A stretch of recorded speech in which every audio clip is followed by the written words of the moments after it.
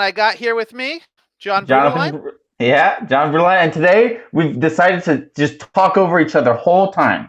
That's our plan, right, Dan? That sounds like a good plan. Uh, We hadn't discussed it beforehand, but it seems to be a little impromptu. Yes, this is our third week, our third episode. Very exciting, this threshold. And what do we got today? well, today we have a special guest for you, Noah Munro. He's a guy I met through Kitchen Table Consultants, which is a collective of collective of farm consultants that I'm part of. And I got to know Noah a little bit, and I've always been intrigued in his background in e-commerce and being a fudge producer, and he, working with farmers to get their business online. So I just thought he'd be a great guy, and plus he's another super nerd like Dan and me, and so I figured we could really have a great chat together. I don't know this nerd business. I'm not sure what you're referring to, but Oh, sorry, Dan. I thought that was a compliment. We won't tell you. We won't tell the guests that you're actually wearing Star Wars PJ pants right now. They can't tell, but I mean, Chewbacca. Chewbacca. That's better than me. I don't have any pants on, so anyway. All right. Should I bring Noah into the conversation? I'm sure he wants to talk about his pajamas. Yeah, let's bring him on. Okay, perfect. Here we go. All right. Welcome, Noah. Welcome. Hey, Noah. guys. Thank you. Great to be here. Hello, It's everybody. a pleasure to have you. Yeah, totally. Oh, I guess I should say before we introduce you, Noah, if anybody who's watching, please feel free to introduce yourself, write your name in the comments so we know who you are. If you have questions, ask away, and we'll try to get to them. So, yeah. So welcome on board, Noah. Great. Cool. Glad to be here. We were thinking that we could get started just with a sort of lay of the land, like, what was your background and what happened in that, in your previous business that had you shift towards online marketing? Sure. So I got started into the food world back in 2006, which was 14 years ago now. I started a fudge and ice cream business in the Lakes region of New Hampshire, making fudge and ice cream from scratch. We had a small cafe, quick serve restaurant, and the downstairs was the fudge factory. We made fudge, and we quickly realized, since we were in such a rural town, that if we wanted to make a go of it, we needed to find a way to bring our products to other markets.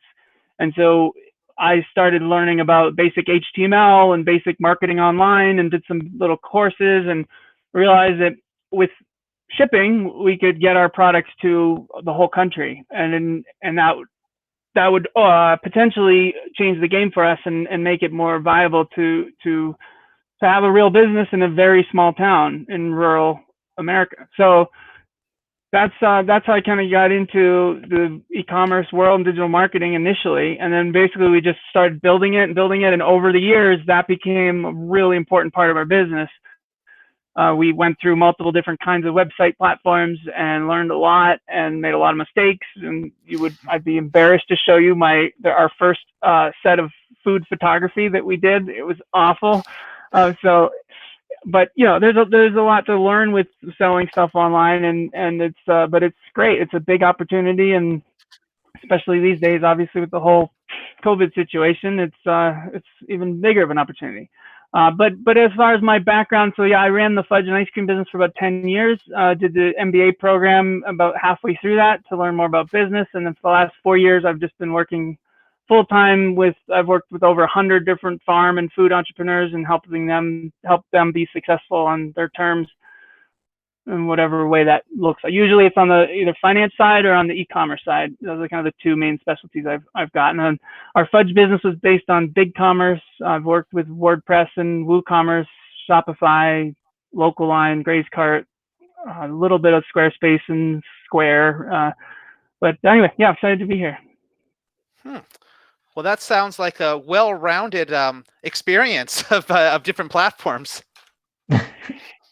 Yeah, I mean it's always a question, right? Which is the best platform to choose? And I don't think there's one right answer. I think it depends on what your specific requirements are, what you need it to do for you, and what your business goals are. Yeah, so I understand that you really like I mean, it sounds like you like Shopify, but I've also heard you talk quite a lot about GrazeCart and Local. So I was wondering so far we've talked about Shopify. We've had someone on last week who was using WooCommerce. And so I'm curious, what would be the main differences between Shopify and something like GrazeCart or Local, and why would a small scale veg grower choose one or the other? Yeah, so maybe I'll start with GrazeCart versus Shopify, if I could, and then talk a little bit about Local. I've used GrazeCart and Shopify a huge amount. And for those who don't know, GrazeCart is a farm-focused e-commerce platform. If you're curious, GrazeCart.com. It was And built. that's graze, as in like I'm a cow grazing in the field. You got it. GRAZE. Yeah. And GrazeCart was custom built by a family farm in Indiana called Seven Sons. You can check out their website if you want, sevensons.net. They are using GrazeCart. They built it to meet their needs as farmers.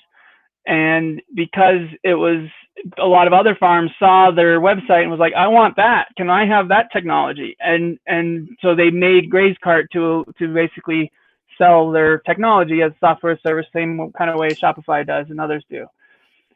So why would one choose GrazeCart versus Shopify? What are the pros and cons of those two? Can I start there and then layer Local on after? No, you have to talk about all three of them at the same time, Noah. It's been a long day. I don't know if I can get my head around three. What are those things called? There's a circle. Yeah. Go for it. Go for it. Take it away. GrazeCart versus.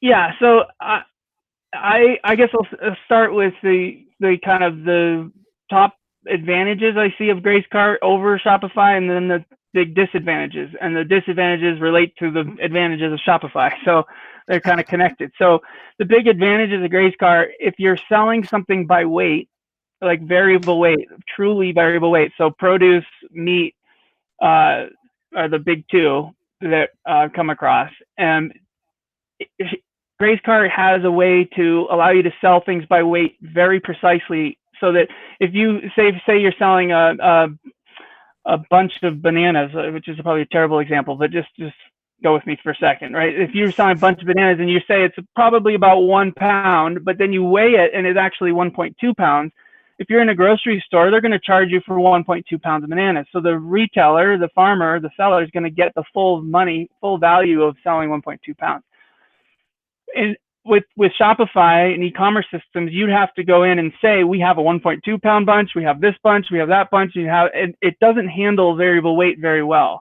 And so GrazeCart allows you to say, okay, it's a two-step process. It uses the same payment processor, Stripe, as Shopify does, but it allows you to capture authorize the credit card initially, so you know that you have a credit card in the bank, so to speak. And then when you go to fill the order, you can weigh the product and see exactly what the weight is, and then enter that in, and it will correct the invoice, and it will charge the card for the exact amount of the 1.2 pounds of bananas, and it will update the customer accordingly. But the customers don't mind because they're getting 1.2. It's not like you're ripping them off. And you can tell them, the average weight is how it's structured. Average weight is 1 pound, but it could range.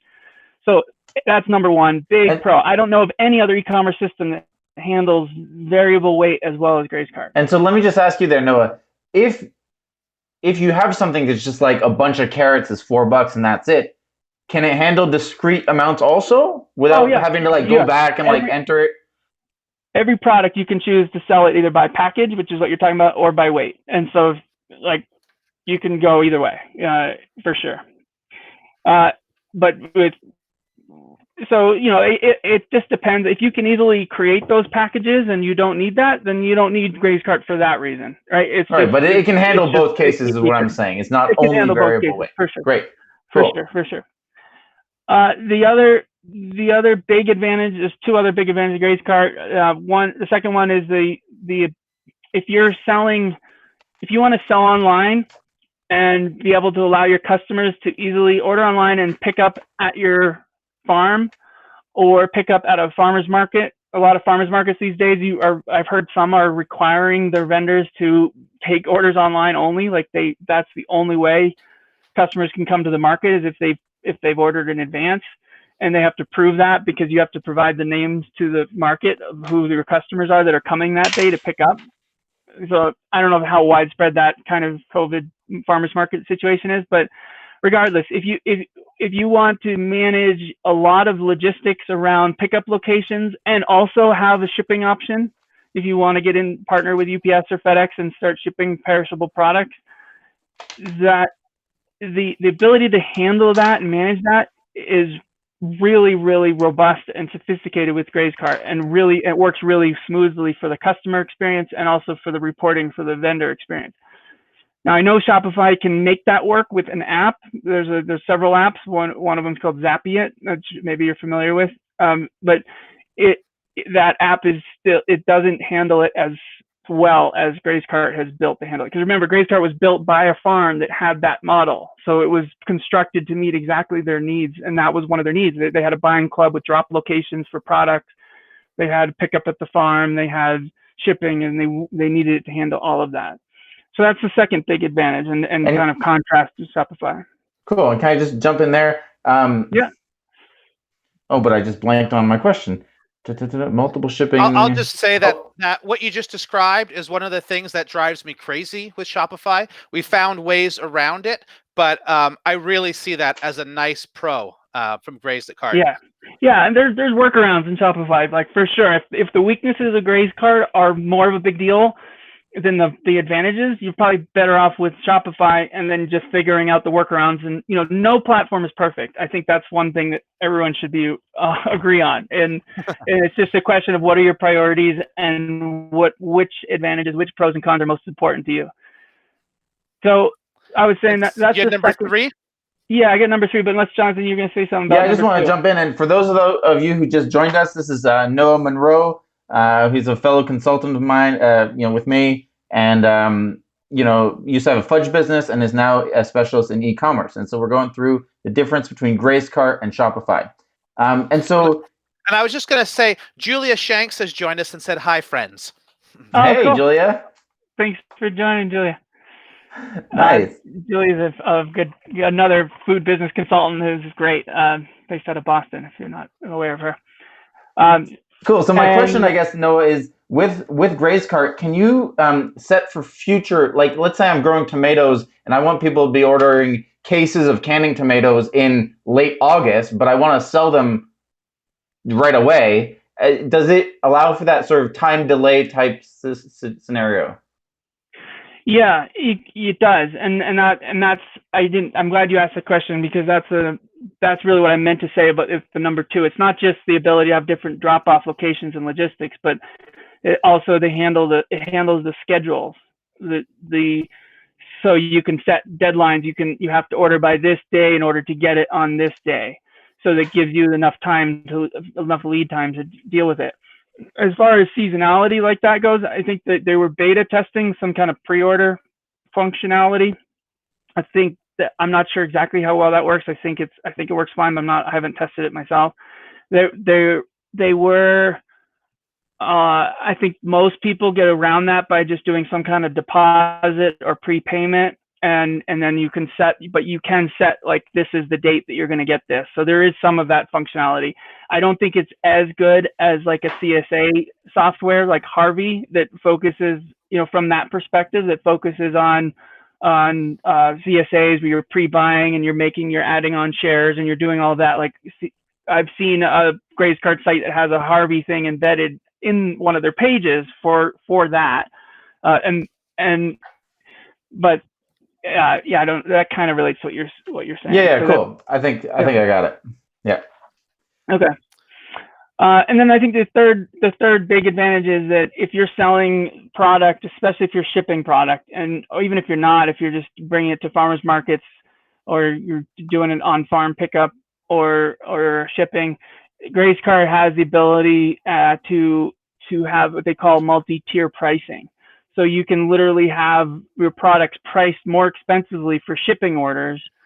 So you're essentially burying some of the shipping cost in the product price, and the people who are logged into the shipping zone will see those prices at higher rate. And then if you're picking up at the farm, and say you want to give people 5% off or 10% off to pick up at the farm, you can build that into the pricing structure. And that's just not something I've seen on Shopify. Maybe there's an app that does that, I don't know, but you have to pay more for the app. So that's pretty cool feature, especially if you're doing a lot of cold shipping, and especially if you're doing like air shipments. You can even charge more for air shipments and vary some of the shipping costs. Because remember, with e-commerce, you want to be careful that your shipping cost is balanced with your product price, right? So when somebody gets to checkout, the number one reason people abandon their checkout is because of shipping costs.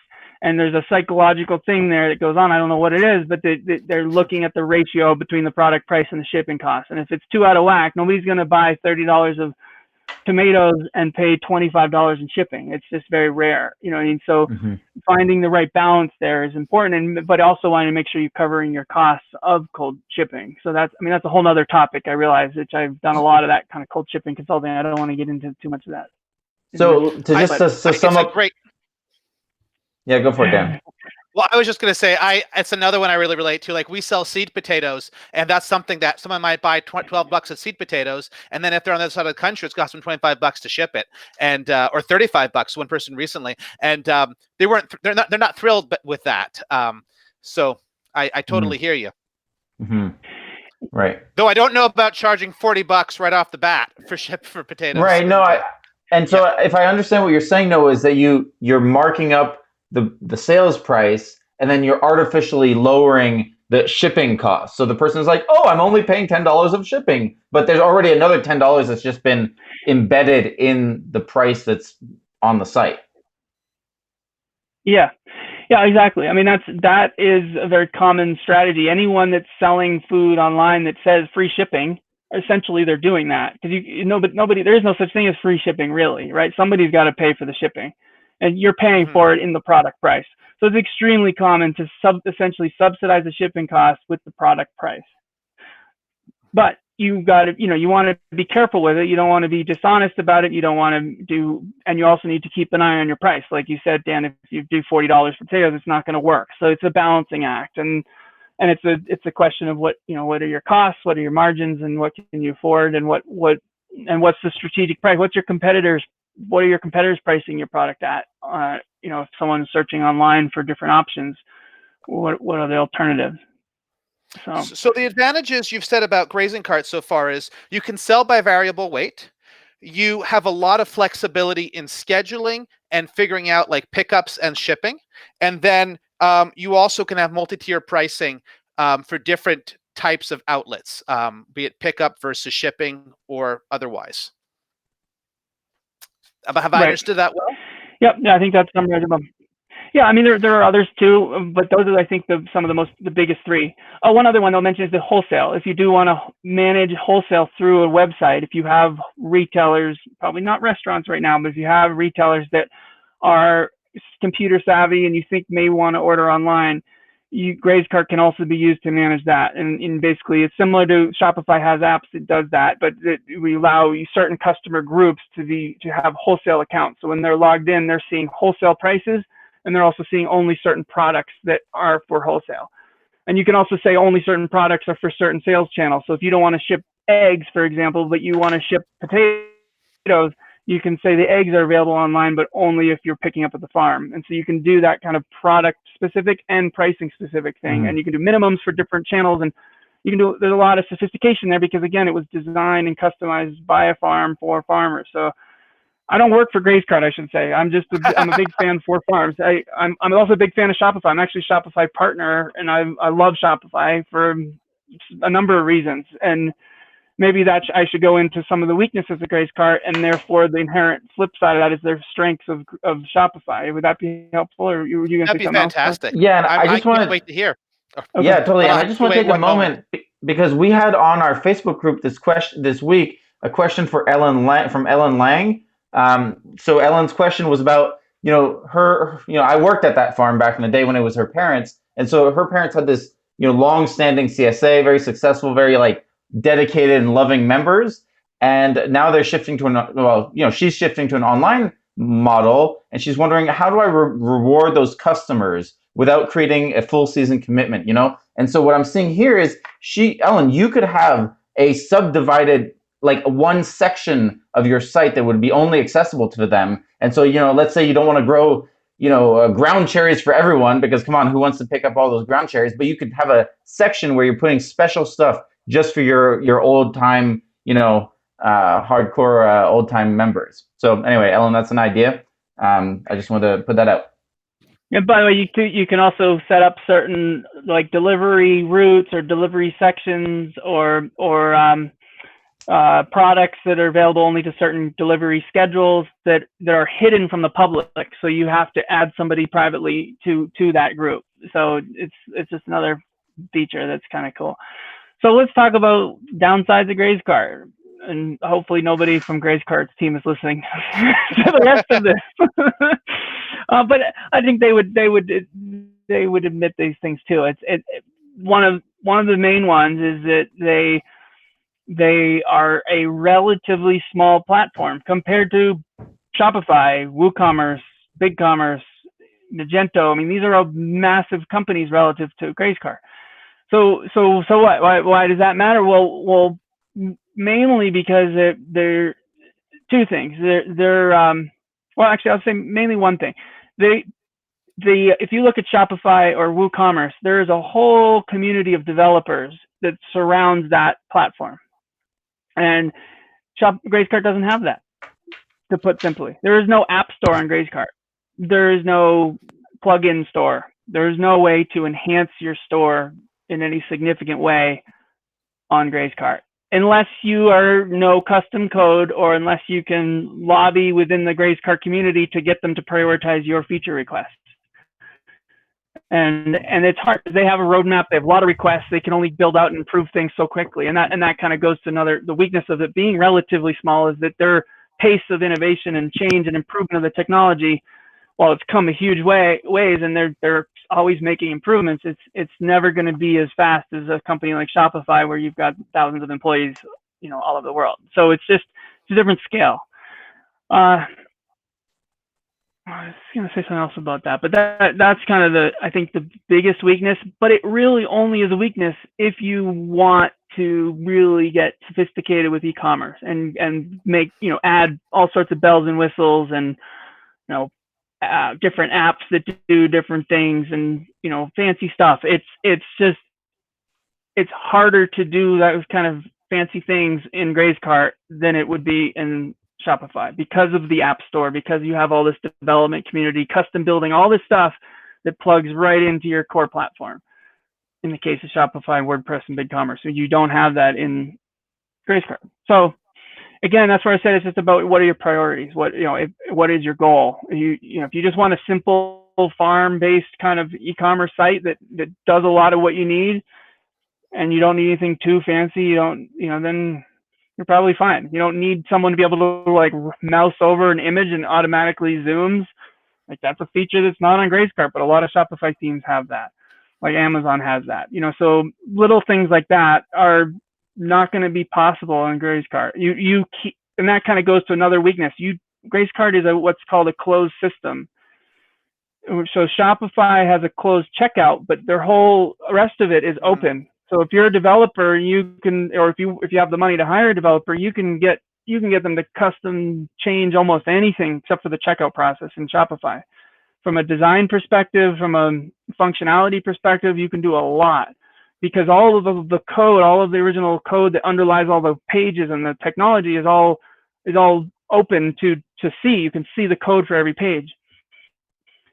GrazeCart's not like that. It's more closed. You can add some custom CSS. You can certainly add custom HTML, little blocks here and there, but it's not fully open, which is not uncommon, right? Wix is not fully open. Squarespace is not, I don't think, fully open. Oh, that might be. I'm not sure. Someone can correct me if they want.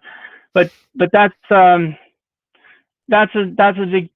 big piece of it. And I remember then the other big weakness is, I think, when it comes to design, if you really are really picky on making sure your site is like as gorgeous as possible, and your just aesthetics are really important to your farm's brand, then for sure you want to look at some GrazeCart sites and make sure that you're happy with them. Like, they're not ugly, they're fine, but they're limited in terms of what you can do with them. Shopify, there's a whole theme store, right? You can shop from hundreds of themes and pay. Some of them are free, some of them are $150, $180. and you can install an entire pre-designed theme that has all these bells and whistles and nice little designer touches. GrazeCart doesn't have a theme store. It goes back to the first weakness, right? There, you have one theme. Now they have some customization of that theme built in for sure. You can add different pictures, you can embed videos, you can change colors, you can change fonts. You can do a lot with it, but it's still weaker from a design perspective than a Shopify site could be, or a WordPress site could be, if you know what you're doing with those platforms. But I do think it's easier to use. Not quite as slick. Yeah, exactly. From an aesthetic perspective, from a performance and effectiveness perspective, I think it's actually slicker than Shopify in many ways, because of some of the advantages we talked about. Just the functionality and the back end of it and everything is pretty solid. But like I said, there's no perfect platform, but and it's definitely worth it. Does it handle multilingual at all, GrazeCart, or is it if you want to have more than one languages, or yeah, there's another perfect example. It's pretty much in English. You can, I actually had a client that wanted it translated to Spanish, and basically the best answer they had was like Google Translate. And there is like a little Google Translate little widget you can embed on there that has a little drop down that will translate it, but you can't control the translations. It's a little bit limited. Whereas Shopify, I actually just did this today. You can add an app to a Shopify site and it will translate everything. It'll translate the emails, the SEO content. It will translate all of it. So especially if you're talking about, French, Canadian. By the way, I'm a dual citizen, just for your Canadian listeners. Really? Canadian, US. Yeah. No. Yeah. My father's family is all from Ontario, so I never lived there, but I'm technically a citizen, both US and Canada. So anyway, I digress. but yeah, no, translation, if that's important, then you're going to be a little more limited in that way. And that's maybe a good segue to LocalLine too, because LocalLine is based in Canada. I believe they have French and English options available. Don't quote me on that though, but I'm pretty sure. I don't know if LocalLine in more detail, how familiar our UIs are, and your audience might be with that. But. Well, so I've begun to hear a lot about it in the last couple months, and I've heard a few podcasts on it. But let's assume we don't know anything. And how would you introduce it? Okay, well, I wouldn't call myself a LocalLine expert. I've worked on one client project with it, and it was for what an online. Project. I know, right? But it's a great project, and it's about to launch. Actually, it's an online virtual farmers market in Las Vegas, of all places, and the reason we were seriously considering GrazeCart versus LocalLine for that project, and the reason we ended up with LocalLine is because they wanted the ability for multiple farms to feed in to the e-commerce site. In other words, upload the products they had, control the costs of the product that the farmer would earn, and that wasn't possible with GrazeCart. GrazeCart was designed by one farm, remember, and it was designed for other farms to do direct marketing. Mm-hmm. So GrazeCart doesn't have that functionality. You can have multiple vendors on GrazeCart, and you can say these products are from this farm, these products are from that farm, but you have to manage it as the owner of the website. Whereas LocalLine has got, I think, 3 products, and one of them is sort of similar to GrazeCart, although it's less of a full-blown website. So that's the other thing I'd say. GrazeCart and Shopify can be your whole website. So if you currently have a Wix site or a Weebly site or a Squarespace site, and you want to start adding your farm online, you might as well move the content you have onto your e-commerce site if you're using Shopify or GrazeCart or WordPress. But if you're going to LocalLine, keep your website. You're going to have your website, and then you're going to click shop online, and it will bring you to LocalLine. I think they have a way to embed LocalLine on your site, but it doesn't work as well. They don't even really recommend it, I believe, from what I've talked to them. So great feature. Yeah, right.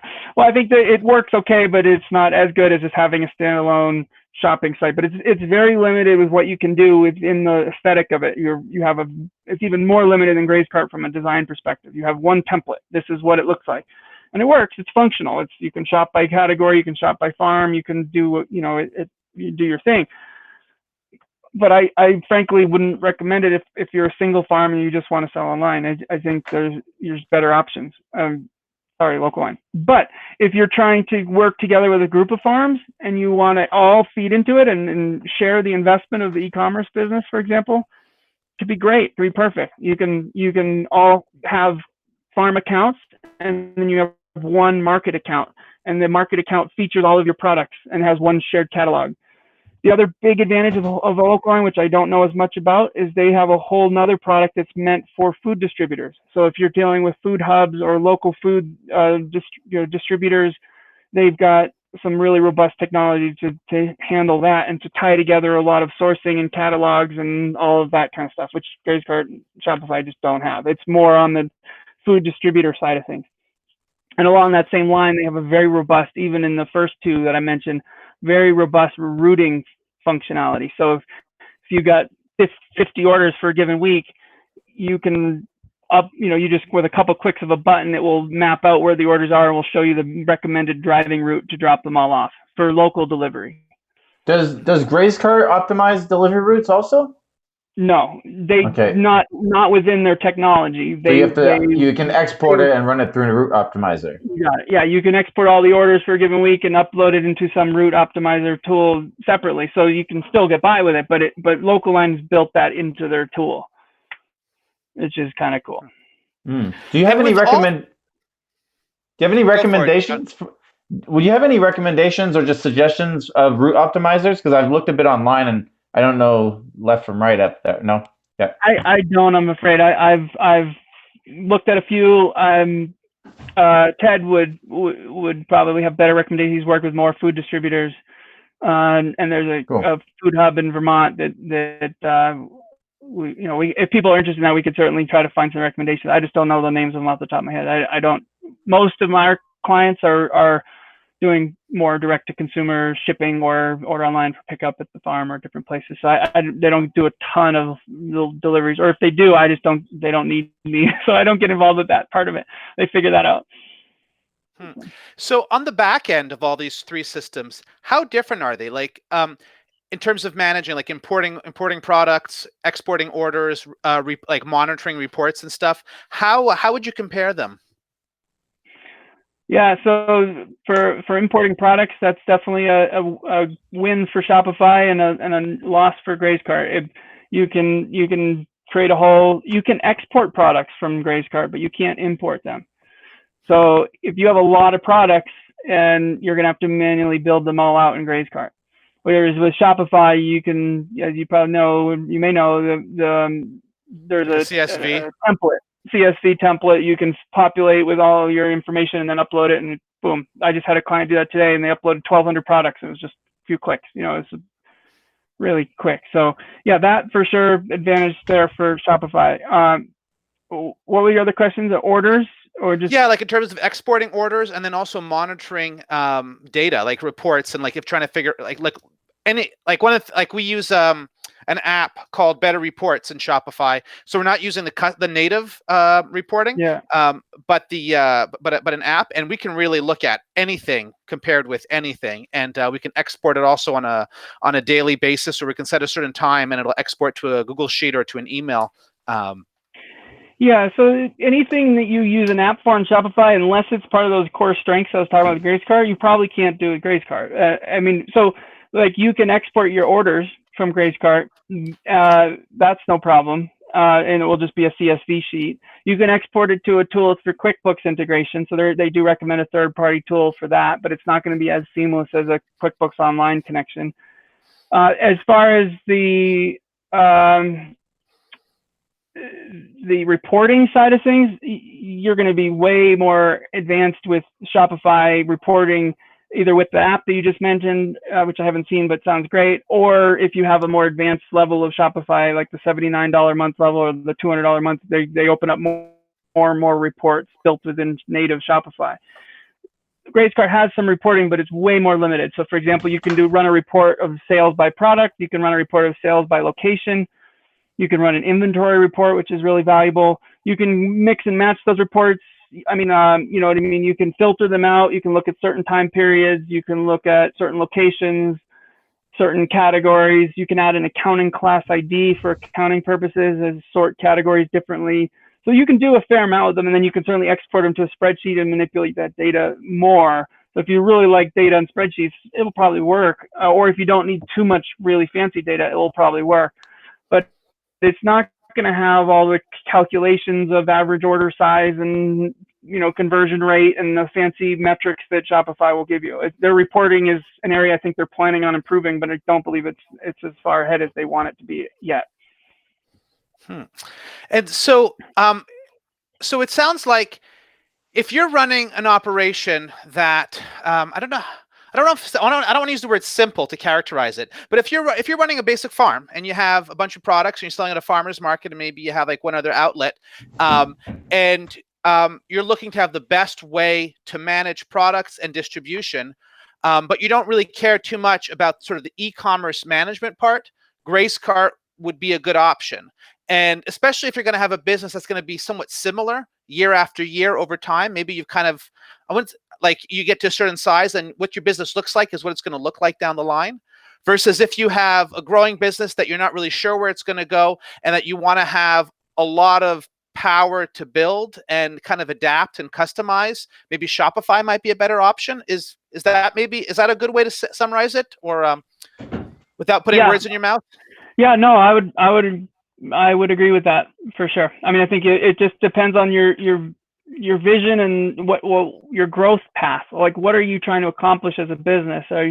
If you're trying to, you eventually want to be shipping your stuff nationwide, you want to have all sorts of robust features, and you really grow e-commerce to 10 times what you're currently doing, you might be better off with Shopify. And especially if you have the funds to pay for all the apps that you'll need to get it to do what you want it to do.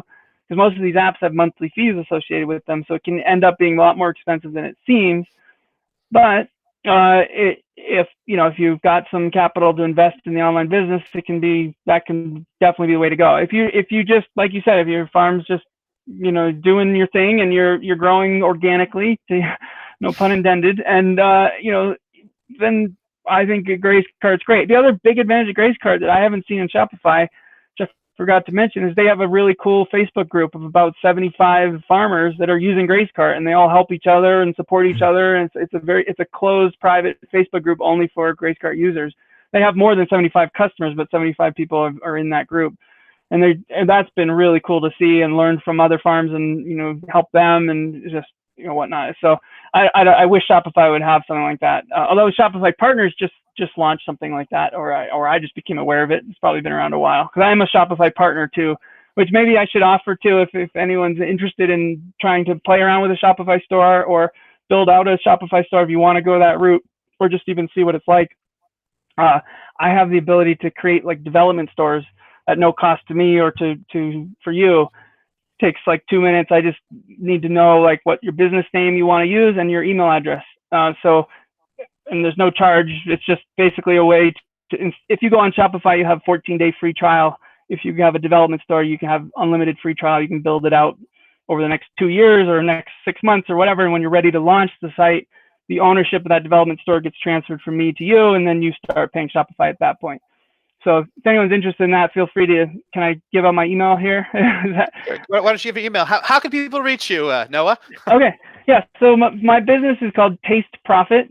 So if you want to learn more about what I'm up to, or my team of people that I've pulled together to work on and help farm and food entrepreneurs, feel free to check out tasteprofit.com. If you want to send me an email directly with any questions, I'm happy to try to help.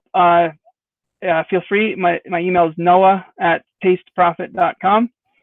And if you do want a development store, just send me the business name you want to use, and obviously I'll have your email. So, and then we can set that up for you, and you'll get an email from Shopify saying like, you've been invited to your store, and then you can play around with it. No obligation to actually go through and sign up with it. It takes me a minute to create a development store, and there's unlimited number I can create. So it's just kind of a cool feature of having that partnership relationship. I have the same thing with BigCommerce too. It's just kind of neat. So Jon, do you have any last questions for Noah? No, this is great. I think, I've taken tons of notes, and it sounds really interesting. I'm looking forward to looking at this for myself and getting some stuff set up. I guess I'll hold off on that question.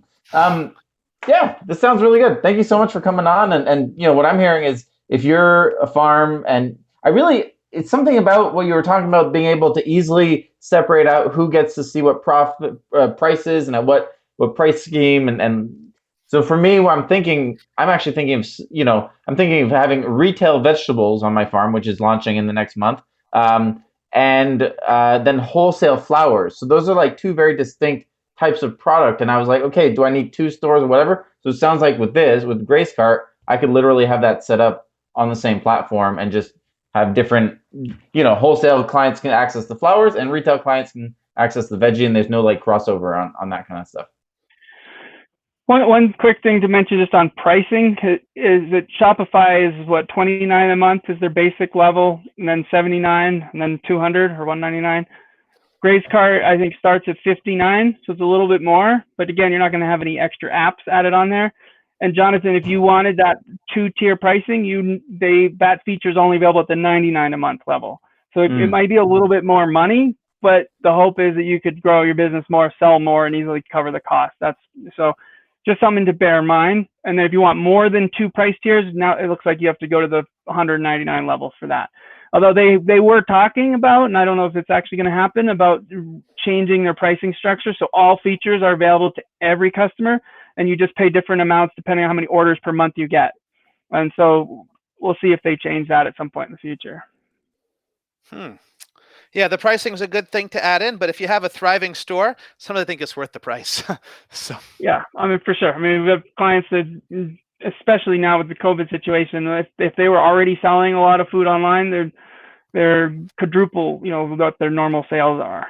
And I guess if I could say one last thing, just if you're out there thinking about whether to actually put in the time, energy, and money into going online, and you're wondering maybe this is just a fad, quote unquote, or because of COVID, and that I want to share a little anecdote that I learned recently, which is in China. I don't remember the year when SARS happened, but before SARS in China, 3% of the population ordered food online. And when SARS happened, it spiked up to like 25 or 30%. And then after SARS went away, it came down, but it leveled off at 20% of the population that ordered food online, and it stayed that way. So I think the chances are that there's a spike now of people ordering food online, but a lot of people are realizing that they can now, and that they're finding those sources, and that it's relatively easy. And I think a lot of them will continue that behavior. I think it will become a pattern. So I think it's not just an opportunity for the short term. I think it's an opportunity in the long run. It's worth thinking about. I've been guessing that would be the case, and it's interesting to have this case study that shows what's happened somewhere else. So that's a great a note to end on. So I guess you are in favor of moving farm stores online. Yeah, I mean, unless the farm has another outlet, that can work for them, and the farm has the farmer, the entrepreneur, has zero interest in technology or has no team members that can do it. I would encourage, if you're watching this and you're like, I don't like websites, I don't like technology. Well, fine. Think about, do you have a family member or a staff member that would be more inclined to help work with you to get it going? And they can always. Not to be indecent, not to. I mean, my understanding is, for anyone who thinks that they can't handle this. I mean, you have clients who are Amish farms who sell online. Is that right? Oh yeah, there are a number of them. So they don't have computers, but they partner with somebody to help them be the intermediary. Mm-hmm. So anything's possible. I mean, there's just, you got to think creatively and think about who you can pull into your team. Right. That's a great note to end on.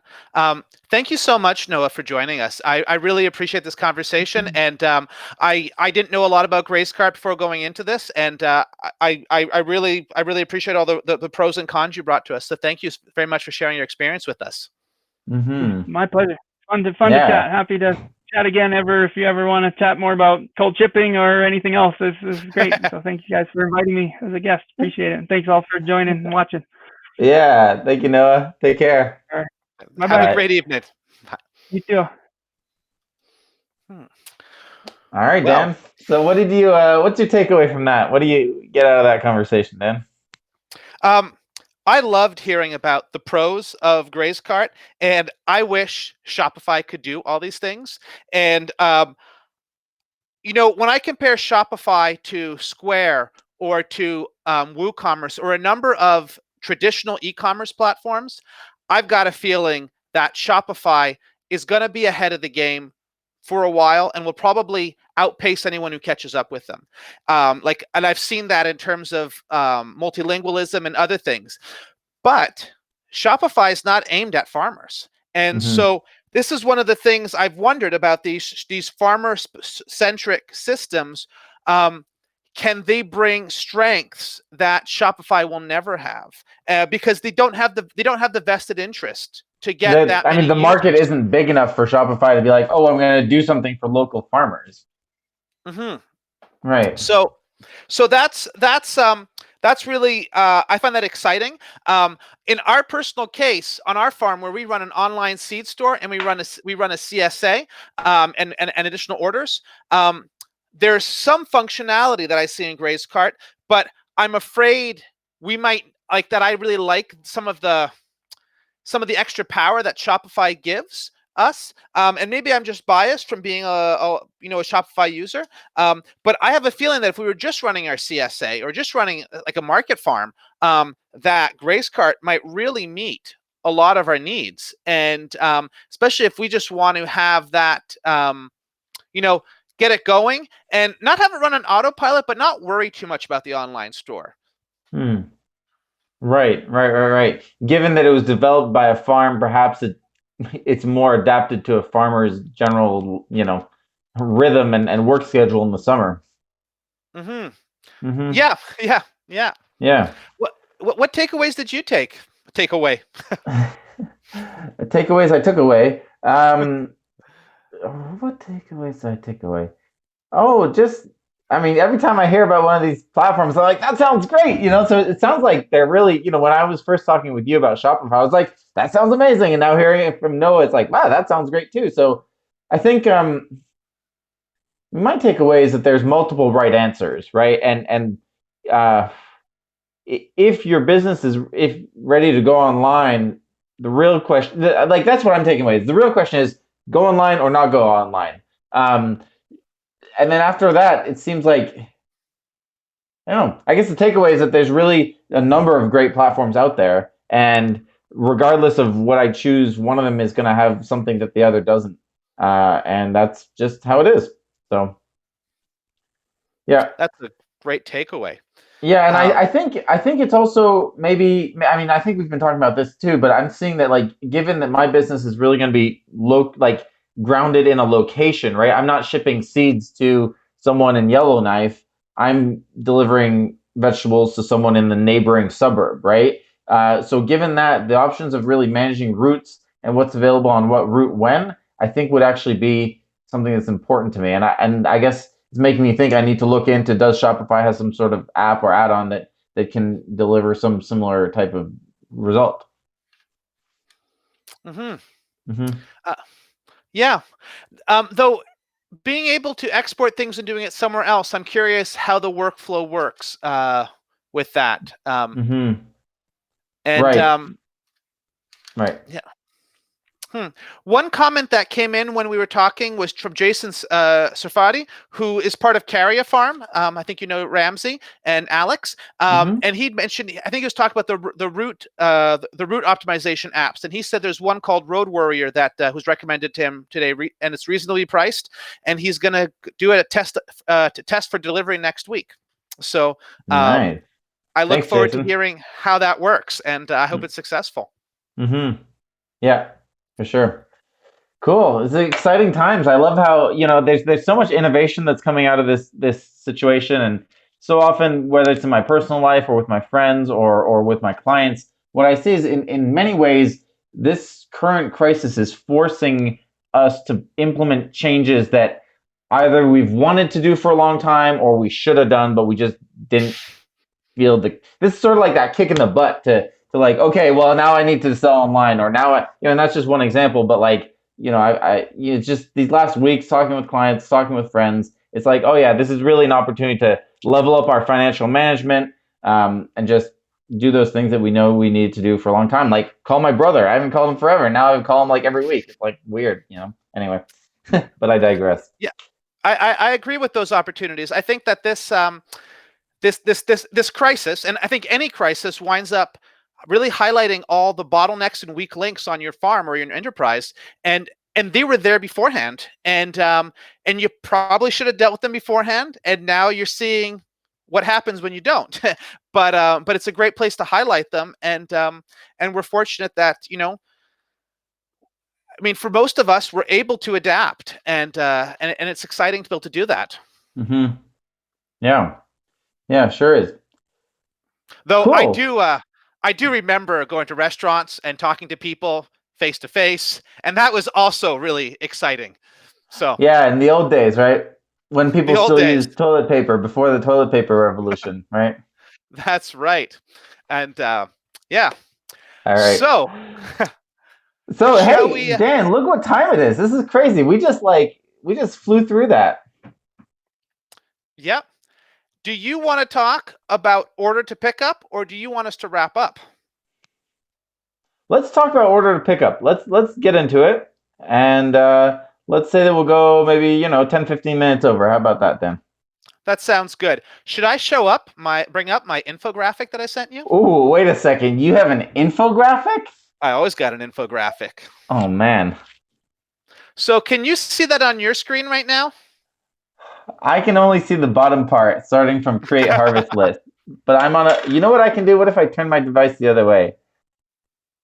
No, I can still only see that little piece. Anyway, doesn't matter. Right. I'll have it on my screen. I was just pretending to be surprised. I knew you had an infographic. I know you knew. All right. Mainly because I sent it to you beforehand for for vetting. Not like I saw it on the Facebook page or anything. No. Anyway, okay, here we go. Cool. So tell us about this, Dan. What does this represent? So, the previous 2 weeks we were talking more about, what platform should you choose and pros and cons of different platforms, and we actually continued that conversation with Noah right now, and I think it's a really important first step. But then a question that we keep getting on the Facebook page or else in the survey we've sent out was, it has to do with the logistics of actually managing your store, and so I put this infographic as a simplified way to kind of think about the stuff that's happening, and for sure this is it might be different on your farm, and this is kind of a hypothetical situation. It's standardized, but I think it's a good starting point because you have a lot of the same challenges to deal with. So I would happily jump in. Great. So cool. Take it from the top, Dan. Before the top, you've built an online store, you're managing your inventory, you've put stuff on the online store, you've sent out links to your clients, and then they place orders. And then you receive these orders, and you have your dashboard on your online store, and you can see all your orders have come in. And then you've got to get them to your client. And so there are two main flows that you're going to work with from those orders.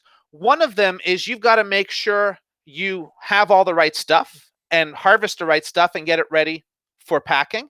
And then the other flow is you need to pack individual orders for each client. And so those are two thought processes you got to go through. So the one on the left starts off exporting orders. So you'd and I guess it might depend on some of your platforms. Sometimes you might do this within the platform itself, but I like to export into a spreadsheet, a Google Sheet or an Excel sheet. So you can export your orders in a CSV format, and those orders would have all the metadata. It'd have an order number, it'd have what kind of pickup it's at, who the person is, and all the products. And you'd put this into one sheet, and then you could create a report out of that. And I'd probably use a pivot table and kind of just see a summary of for what's drop or total amount that's needed to be harvested for the drop-offs or pickup locations that you have coming up. And so let's say you had carrots on your order form, and maybe 40 people ordered carrots. You would just see the 40 bunches of carrots here. You wouldn't see the breakdown of who did it, just the total number. And so you can give this to your harvest team, and they can pack it up. And depending how you build your report, you could also have it that you need 20 for one drop-off, 20 for another drop-off, and 10 for another place. But just kind of looking at the big picture. So that's one flow. And so that gets harvested, put into the cold room, waiting for building the orders. And then the other flow is actually building each individual order for the client. So you start off by printing out the orders, and you might print them exactly the way they're formatted inside your online store. Some online stores give you a lot of ways to format, whether it's a pack list or different options, how much detail you want on it. But you'd print them all out, and so you'd have a pile, 1 page more or less, depending how big the orders are per client. And so with those orders, you can just go in and pull each order one by one. And we'll get to that in a second. But one step I put here, and this is something to think about, is so we talk about fulfillment, and fulfillment can mean, filling the boxes and giving it to the client, but it's also the act of, on your online store, your orders will be triaged as, whether they're paid or unpaid, and then whether they're fulfilled or unfulfilled. And you want to get those orders listed as fulfilled in your online store. And you should figure out when in your sequence you're going to do this. Now, it's possible that you're not tracking anything later on. With this, you're just going to have all your order boxes, and you're going to bring them to a drop-off. And in that case, I would fulfill the orders fairly early in the process, especially like if you print your orders, you have them all there. Once they're all printed, you could fulfill them all, and they're listed in your system. They're dealt with as fulfilled, but now they're in paper. And then you have your pile of paper, your orders, and you could separate them by however drop-offs you want. And then you'd go and you'd get the stuff out of the cold room, and you set it up, your carrots, your lettuce, your broccoli, each of the items that you have. And you take a sheet and go down and pull the order, put it into your box or your bag or your bin, put the invoice in it or the pack list, and then put it aside, and then go to the next one. So you're following me so far, Jon? Yeah, totally. I'm Should I keep going through this, or do you want to talk about any of this up to now? I mean, I just have a question that's popping to mind is how would we go, what would be a way to essentially export? Basically, I'm wondering how to get them to print in the right order already, so you don't have to go through and sort all the papers, right? If you're optimizing the route, you're exporting your list of orders to Route Optimizer, and then you could just reorder them. Anyway, that's sort of what I'm wondering is how to avoid this sorting process. But that's going to depend on your how your online store works. If you're able to tag, so this is probably, a lot of systems have tags, so you could tag all your orders that are going to one drop-off. So, we have drop-offs for our farm. We go to Beaconsfield, Point Claire, Vaudreuil. So we could have a tag for each one of those, and then we could filter by drop-off and then just print that sequence. So that's something that you could do. Some of this can be finicky on the back end, because one of the things that I have discovered is it can be easy to miss an order. And that's why I like printing all the orders, because then you printed them all and manually separating them. Because whereas if you filter by each of the order groups, if there's something that falls into the crack somewhere, you don't necessarily know that it fell into the cracks until that person shows up and doesn't have their order. And you can build in safety, fail-safe systems. You could build up a way that you just check what, if I guess this would be a way is if you filter by one drop-off, you print those orders, and then you mark them all as fulfilled. Then you filter another drop-off, print the orders, mark it all as fulfilled, and you get to the end, and then you filter and see if everything's fulfilled. And if anything's unfulfilled, then you check, why is this unfulfilled, and see how it slipped through the cracks. And that's when you have to call your life coach to see why is he unfulfilled, and that would be me. So call me to see why is your orders unfulfilled with its existence. Anyway. Okay. Yes. Okay. So cool. So you have all these papers in front of you. You organize them whatever sequence is appropriate to your scenario. And so what's next, Dan? Take us through the second sort of flow, starting at pack orders. So your two flows meet together. One, you bring your piles of orders that you're pulling, and then you go get your vegetables. You build your boxes, or you pack your orders, and then you'd put it on a pallet, get it into the truck, however you're going to do that, and drive to your pickup. You get there, you deliver the orders to each of your people. One of the things that's nice about an online store is you can collect payment when people place the orders. In some cases, you might accept that people can bring a check or cash at the actual drop-off or pickup location. So in that case, you need to take the payment. You could probably see on each of your invoices, maybe pass the highlighter which orders need to get cash collected. So you collect those payments, and then at the end you wrap up and you clean up. And in an ideal world, all your clients have come and all your orders are gone, and everybody's happy.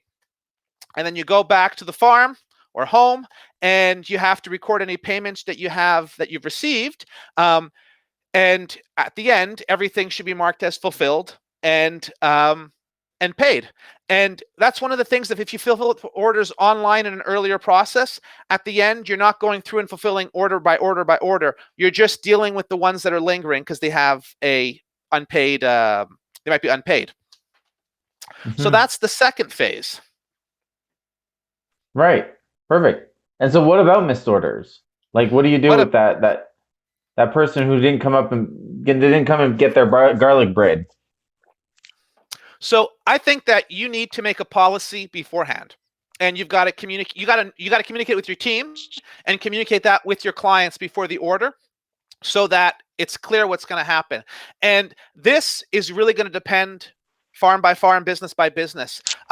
And also whether you have a perishable product or not. If it is a garlic braid, it's probably not going to go bad the next day. But if it's a case of strawberries, a crate of strawberries, that might not store as well. And so you have a shorter period to deal with that situation. And so you're going to need to, I guess, if your setup is you got to pick up, and if you miss it, you miss it, well then you've missed it. Or maybe you come back to the farm and you contact people and you find out do you still want this, or what do we do next? And it might be that you send it to another drop-off, another pickup.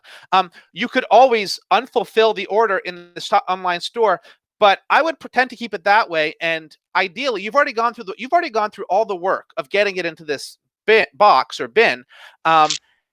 I think at this point, you want to try to keep it at this stage and get it to the client in ideally as good a quality as you can get it to the client.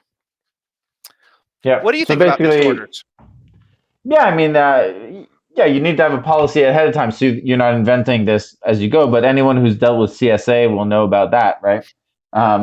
So, I mean, it depends on your context, where you're at, how far you are, right? Like, I was driving an hour and a half, 2 hours to go deliver CSA shares. So a missed basket was a missed basket, lost basket. Yeah. But if you have, if you're not too far from a city and you can just have a fridge outside your barn, a big commercial fridge that says, missed orders are in here. I know some people do that. I think you do that, Dan, right? We do that. Yeah. So, or if you have, I'm going to be at market next Saturday. But I guess what I would say is that's just it's a lot of messing around. And my experience is that people who miss their orders are like repeat offenders. And so it's like, I don't know. I have mixed feelings about this. Part of me is just like, nah, you just got to cut them out. Say, no, sorry, you missed your order. And either they're going to come next time or they're going to leave your marketing thing. And you're going to be better off that way. So, I mean, that's my opinion. But I know that depends on your situation and, how much you need that client and all that. And so I can understand being ruthless about this. But, clients do love to have good customer service, and people do remember when you go out of your way to help them out. And also, I mean, I'm a client in some situations, and I realize that sometimes I'm unable to meet a commitment, and I would appreciate some flexibility in those cases. So I can see both sides of that. I think one thing about missed orders is whether they're paid for or not. And this is something that, like, is a difference if you're dealing with like a farmer's market or you're dealing with a CSA. And if you're dealing with CSA, there's often, you're going to see these people every week, and you might know that you're like be able to capture payment later on. And so you might happily bring orders to a location that aren't paid for. And then sometimes people don't pick them up and you deal with them later. Whereas at the farmer's market, if you bring a lot of orders that aren't paid for and people don't show up, and these are people that you don't know, that's a lot of work that goes into it. If you had a finite quantity, it's missed item that you could have actually gotten paid for, but it's also disappoints clients who would have liked to have ordered those items. So I think it's really, I think if it's a paid order, then it's a lot, there's a lot more incentive for the client to come and pick it up. And it's also, it's easier if you feel charitable about making those making those adaptations, because it's something that's already been sold, and so you're fulfilling your part. Whereas if it's not been paid, then you might be chasing after somebody, and that can also, like, you can't just like in our farm where we might put orders into the fridge that people can go pick them up after. If it's not paid for, we still have to track that down. So it's like an extra headache that goes into that. So I think that that's a big defining feature in missed orders. Yeah, right on. And that's another reason I like credit card payments, despite the 3% charges that they give you. Right, because it's paid. Yeah, because you're paid. Yeah. Cool. Well, this is really great. Is there anything else you want to add about this before we call it a night, Dan? So I would say this is not the only way to do it. I think that all these thought processes have to fit in somewhere, but it really pays to sketch out how you're going to work from getting the order to fulfillment or handing it to the client early on before you actually have to do it. Because, when you get to that first, if you've always done farmers markets live and you're going to, and you just move to an online store and you're suddenly going to have 150 orders that you're trying to bring in, when you actually get time to do the printing and fulfillment process, it can be a real headache. And so I think it's really worth thinking it through, sketching it out, make your own infographic, and be ready for when you start to do it. Maybe do a test run. Yeah, and post your infographic on the Facebook group. And I would even say, there can be, this is sort of like the meta, the macro infographic, but even getting into drawing out, process flows, infographics for, okay, how is this box? We've harvested this, and now we need to pack. Let's say you're packing CSA shares or custom orders. What is the flow of that process? Who's going to check to make sure it's the right content? Like, I would say even going, you can have a master infographic, and each one of these steps could almost have its own infographic, right? Yeah. Or if it's not infographic, at least just listing out the steps can be very useful. You can just write it down by hand even. Yeah. Yeah. Right on. All right. Well, this is great, Dan. Thank you so much for putting this together for us. It's a pleasure. And Cool. Thank you for walking through it with me. Yeah. Pleasure for me. So thank you everyone for being here, and have a great night. We'll see you next week. So we'll be back next week at 8 p.m. Eastern, probably with a guest and some more Move Your Farm Store Online good times. If you have any questions or comments, please post them on the Facebook group. There's been a lot of discussion this last week. It's been really exciting, and I want to have more of that. I think that it's really helping a lot of farmers. I know some people have told me that their farm stores have gone up since this page has gone up. So we want to hear more about that. So thank you so much, and good evening. Yeah. All right. Bye, folks. Bye.